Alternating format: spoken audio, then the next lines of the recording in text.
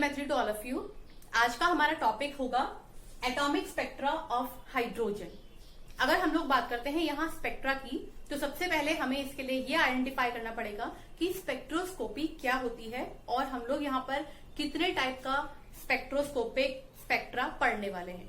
अगर हम लोग बात करते हैं स्पेक्ट्रोस्कोपी की, तो किसी भी एक एटम के इनसाइड जो शेल्स एंड सबशेल्स होती हैं, उनके अंदर जो अरेंजमेंट ऑफ इलेक्ट्रॉन होता है और इलेक्ट्रॉन की जो एनर्जी का रिलीजिंग होती है, उसके ऊपर बाहर से अगर हम लोग कोई लाइट प्रोवाइड करें, उसके बाद वो कितने टाइप की लाइट का इमिशन करती है, किस रेंज में दिखाई देती है, इन सब चीजों को अगर हम लोग स्टडी करना चाहें तो उसके लिए हम लोग एक स्पेक्ट्रोस्कोपिक इंस्ट्रूमेंट का यूज करते हैं।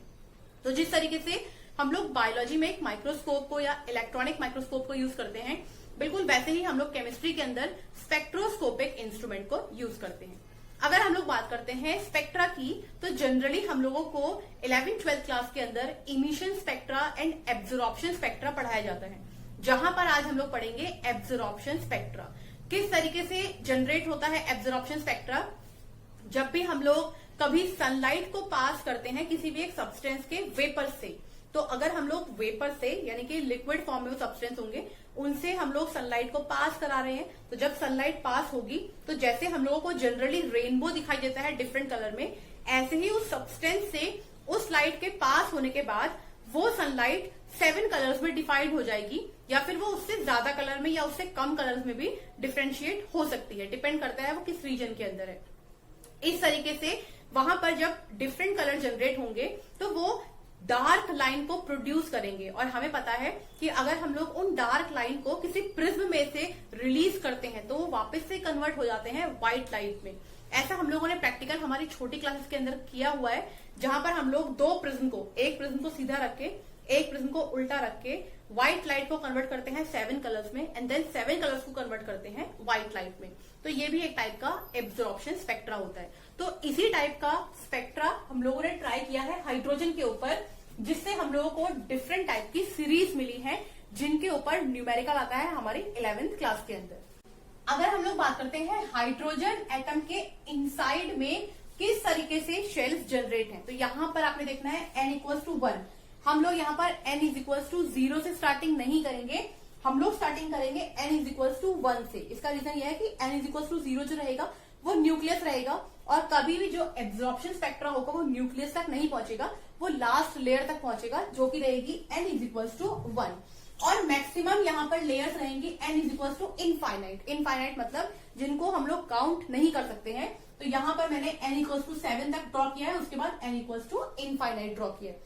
तीसरी बात आपने ध्यान रखनी है कि जो हमारी स्टार्टिंग की रेंज है, यानी कि n=1, n=2, n=3, यहाँ पर पहले एनर्जी का डिफरेंस ज्यादा रहेगा, यानी कि n=1 और n=2, इन दोनों के बीच का एनर्जी डिफरेंस ज्यादा रहेगा, और धीरे धीरे करते करते जैसे ही हम लोग ऊपर की तरफ मूव करेंगे एनर्जी डिफरेंस कम होता जाएगा। इस चीज को हम लोगों ने ध्यान रखना है। अगर हम लोग हाइड्रोजन एटम से पास कराते हैं लाइट को, तो सबसे पहली सीरीज हमारी बनती है लाइमन सीरीज, जो कि हम लोग को दिखाई देती है यूवी रीजन के अंदर। उसके बाद अगर हम लोग बात करते हैं नेक्स्ट सीरीज की, तो वो बनती है बाल्मर सीरीज, जो हमें दिखाई देती है विजिबल रीजन के अंदर। उसके बाद बात करते हैं तो ये होती है पॉशन सीरीज, जो दिखाई देती है नियर IR। नेक्स्ट है ब्रैकेट फार IR, और सबसे लास्ट में होता है पी फंड, जो कि हम लोगों को दिखाई देता है फार IR में।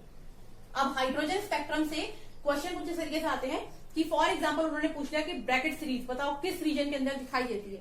यहाँ पर रीजन से मतलब वो है जिसमें हम लोग उस स्पेक्ट्रा को देख पा रहे हैं, जैसे कि फॉर एग्जाम्पल ह्यूमन, हम लोग विजिबल लाइट के अंदर चीजों को कलरफुल तरीके से देख पाते हैं।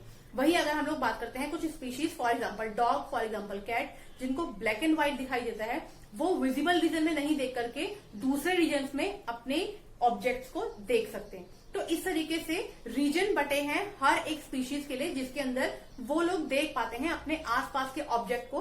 तो बिल्कुल उसी तरीके से आपने ध्यान रखना है कि लाइमन सीरीज यूवी रीजन में ही दिखाई देगी। मतलब अगर हमें लाइमन सीरीज देखना है तो यहाँ पर क्रिएट करना पड़ेगा यूवी रीजन को, अगर हमें बाल्मर सीरीज देखनी है तो विजिबल रीजन को क्रिएट करना पड़ेगा।